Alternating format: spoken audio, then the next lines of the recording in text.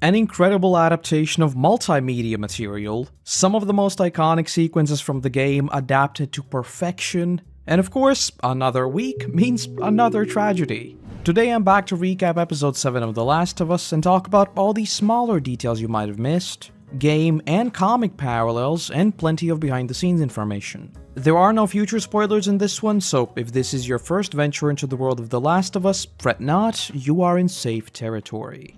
We opened the episode with Ellie and Joel, which is already a departure from the original game. For spoilers' sake, I won't say exactly what we see there as it might still get adapted, but this entire section of Ellie caring for Joel was never even fully explored in The Last of Us itself, and would only appear later in the DLC from which the episode gets its name, Left Behind. This is just a clear example of how the adaptation benefits from the ability to leverage hindsight that the game obviously never had. Though in story, we are once again shown that paralyzing fear within both Joel and Ellie, with Joel simply telling her, just go and find Tommy, while Ellie just desperately tries saving him. And with that, we drift into a flashback. We see Ellie running laps in what is basically a school gym. And this is where the multimedia stuff comes into play because this comes from neither the base game nor the DLC. Rather, it comes from the additional comic that was released titled American Dreams. It expands a little on Ellie's days in FEDRA, how she even met Riley and the Fireflies, etc. So if you want to delve even deeper into their story, do give it a read. But effectively, this episode remixes a lot of what happens in the comic and the DLC, so sort of you still experience both. In story though, Ellie's Walkman is taken right out of the game and is your classic signifier of her escapism. She doesn't have family, she doesn't have any friends aside from Riley, and so she uses music as a form of escape. And speaking of which, the song, All or None by Pearl Jam, also speaks to Ellie's character. Craig and Neil here talk about how 1. Neil has sort of an obsession with Pearl Jam as is, which of course does make game fans sweat a lot. If you know, you know. Number 2, they try to pick songs that many viewers would be discovering for the first time, so it's just a case of novelty as well. And 3, it just worked really well to convey that sense of hopelessness Ellie feels. As for the bully named Bethany, it is a slight remix from the comics. There too she would be bullied by some of the other trainees, only there we'd see Riley step up for her right away. Something that is of course hinted at here through dialogue.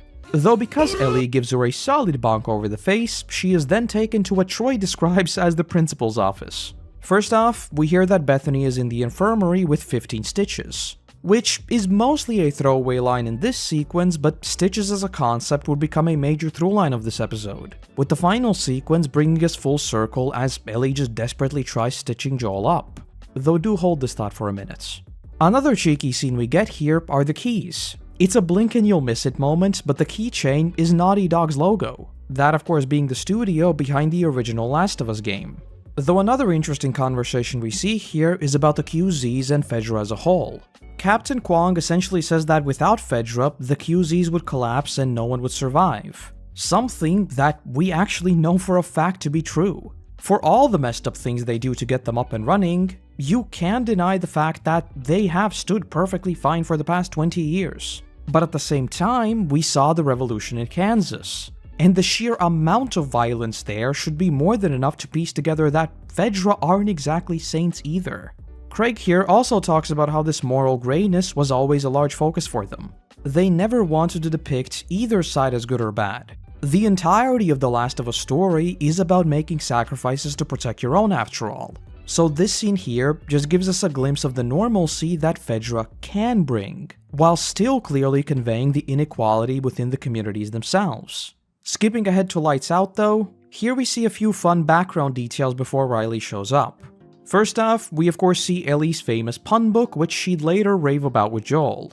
Secondly, her reading the comics is of course a repeat of what we've already seen and how she keeps up with the series. Third, notice the Mortal Kombat 2 posters on the walls. Something that Ellie has already referenced as, I had a friend who knew everything about this game. And then later in the episode, we'd of course see exactly what she meant as they both nerd out about the game in the arcade.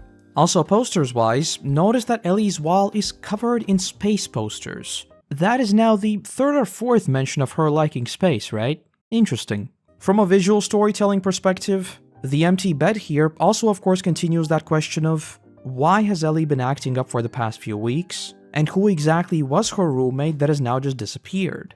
But it's of course not long until we find out exactly who that was, as Riley climbs through the window and surprises Ellie in the night.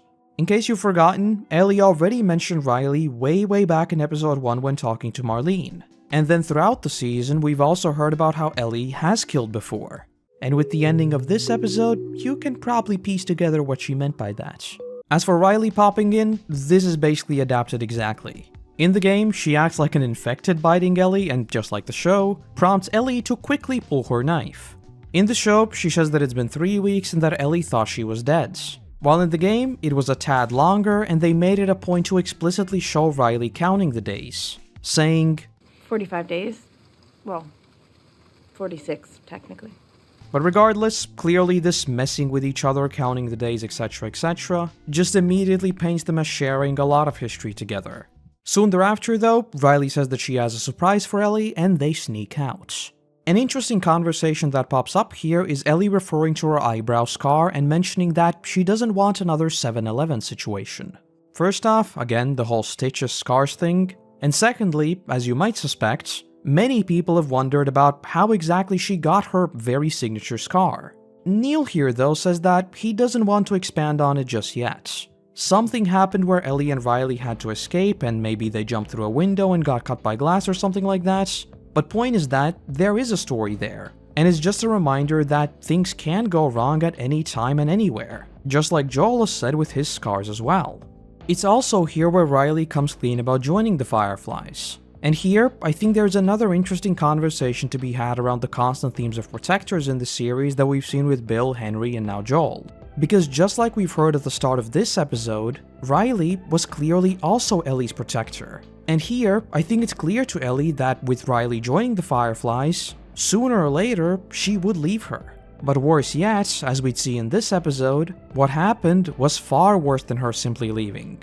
And so, it's no surprise that Ellie has this extremely strong attachment to Joel. But at the same time, she also feels absolutely terrified about getting close because she doesn't want to lose him. In a smaller fun detail here, Ellie smacking the torch as it's flickering to life might be another reference to the game where they also occasionally hit the torches a few times to turn them on. Soon thereafter, they come across this body and find a bottle of alcohol. In the American Dreams comic, they meet a Firefly named Winston who has the bottle. While in the game, they find the bottle within the mall already and Winston is only ever mentioned. As for the body though, Craig here mentions that this is a showcase of that fundamentally different view Ellie and Riley has of the world. Ellie never knew her parents, so instead of feeling sad, she rather has this morbid fascination with the body. It's that weird childhood innocence that no doubt many of you have also felt. Where looking at some really weird and messed up stuff didn't faze you in the least. But now that you look back at it, you sort of ask yourself, what was wrong with me? With Riley, on the other hand, she knew her parents and she lost them. So her perspective on this dead body is a lot more grounded in reality, and not this obscure wow moment as it is for Ellie. Another interesting thing to note here is that the pills he has taken could easily have come from Joel, as, don't forget, he was a smuggler dealing in these sorts of things on a regular basis before this mission began. And lastly, yet again, we see Ellie asked to hold Riley's gun, which I think is another example of her fascination and almost obsession with power we've seen in episodes past. Especially with her watching Joel beat the guard in episode 1 and then later stealing Frank's gun. As they embrace their inner Dying Light players and hop the roofs, we get a scene that is ripped right out of the game as well as the comic, where too we would see them jump these rooftops. Though similar to what we already saw with Kwong, here too we see a further conversation about the moral duality of FEDRA and the Fireflies. They talk about how the apartments have been expanding, something that's clearly a showcase that FEDRA is doing something right. But Riley then calls it simply propaganda, to which Ellie fires back asking, "Oh, so you didn't bomb the supplies?" saying that what she's hearing is actually the propaganda. And then of course the bomb angle would crop up again at the tail end of this episode. And again, we've seen both sides. These bombs almost killed Tess in episode 1. FEDRA almost killed Joel in episode 1, and then later we clearly saw the uprising in Kansas. So as much as the internet likes painting things as black and white, clearly in this world that is not the case. Everyone who has managed to survive has most likely done something very, very bad. Except that couple in the previous episode, they're just absolute gigachads. Jumping over to the mall, the entire idea of this concept apparently comes right from Neil. I was a very good boy who never skipped school, so personally I can relate. Okay, except for faking sick a handful of times to play WoW expansions, but that doesn't count. But he explains that this entire idea of the mall came from himself as a kid, as he would often skip school and go to the mall with his friends. And so, he just thought, what would be the apocalyptic version of taking your crush to one of these mall trips? And right away, we also get this incredible scene of Riley turning on the lights and Ellie just being absolutely stunned. In the game, the arrival at the mall was nowhere near as flashy, and they began exploring still in the dead of night with just their torches. Also, the order of events is remixed here, but we'll get to that in a second. What I honestly think is the most fascinating thing here is the behind-the-scenes explanation of how this mall was even made, because most of the shot is purely VFX.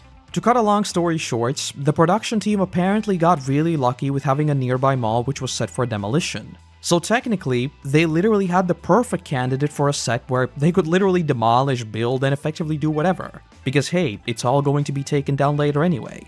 But the problem was, it was a tiny one-story mall, a far cry from the seemingly endless one we see in the final products. So what they did was VFX everything above the first floor, use sound stages to convey the size of the mall and its rooms, and only ever used very select practical things such as the escalator. So in case you were ever wondering where those 100+ million budgets go, it is stuff like this. Craig even says here that there's this saying in film, well, is the juice worth the squeeze? A saying that he absolutely hates, saying that of course it is. Imagine what this episode would be like without this mall. Of course they need it. I know I have a bunch of Walking Dead fans on the channel, so you can probably relate to this, but imagine if AMC would have heard this. Oh boy. But there is one thing here that I find very, very odd. And actually, it's probably the closest thing I would call to a plot hole.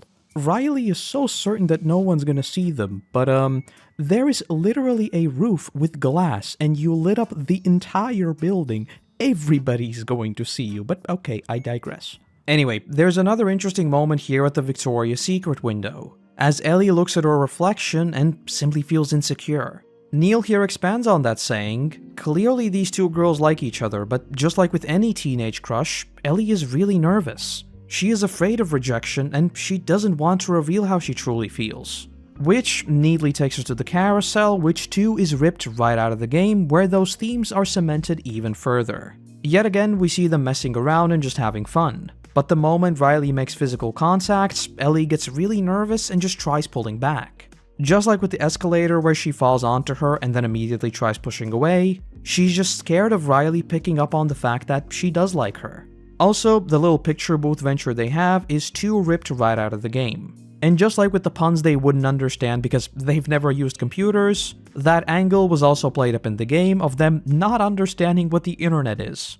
Though that then takes us to the arcade, which again is sort of adapted extremely faithfully, but also quite differently. First off, because licensing rules differ from games to TV, in the show they could actually use Mortal Kombat, which was of course referenced a number of times already. In the games on the other hand, they had to come up with this fictional game called The Turning, which, fun fact, was actually the original working title for The Last of Us itself.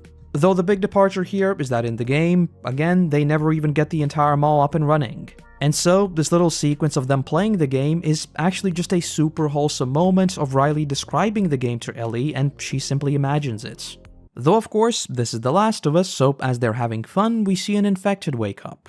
And also note how Ellie loses her jacket here, and you don't see a bite. Pretty heavily implying that this is where she gets it.